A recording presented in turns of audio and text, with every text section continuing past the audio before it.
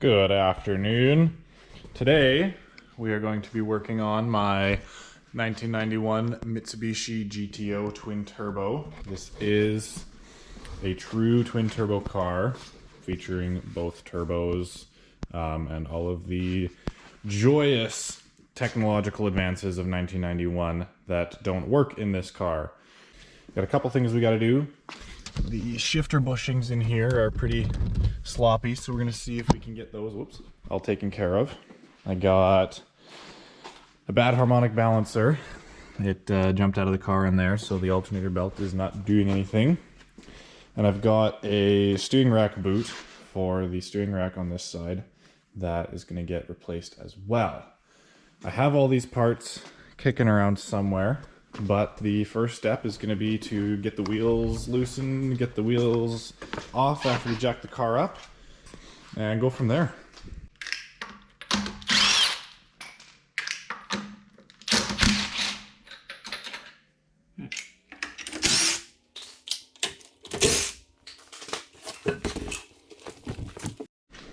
All right, now with the wheels off, we can have a look at what's going on in here. So we've got, this is the bolt for the harmonic balancer. And if I'm lucky, yeah, so you can see down there that that pulley with the black stuff all over it.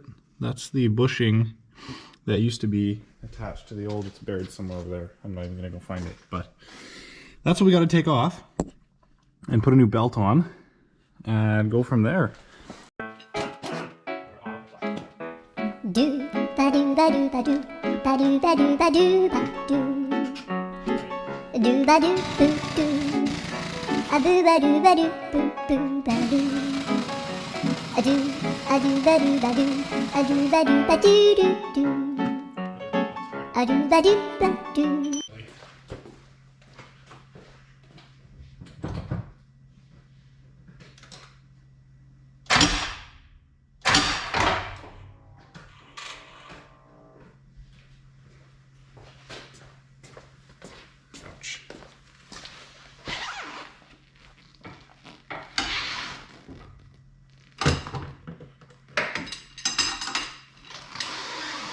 Now, any luck?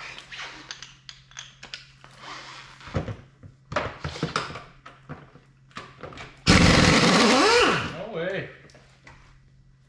Can't believe that worked. Ha! And there we have it. The old balancer is out. Let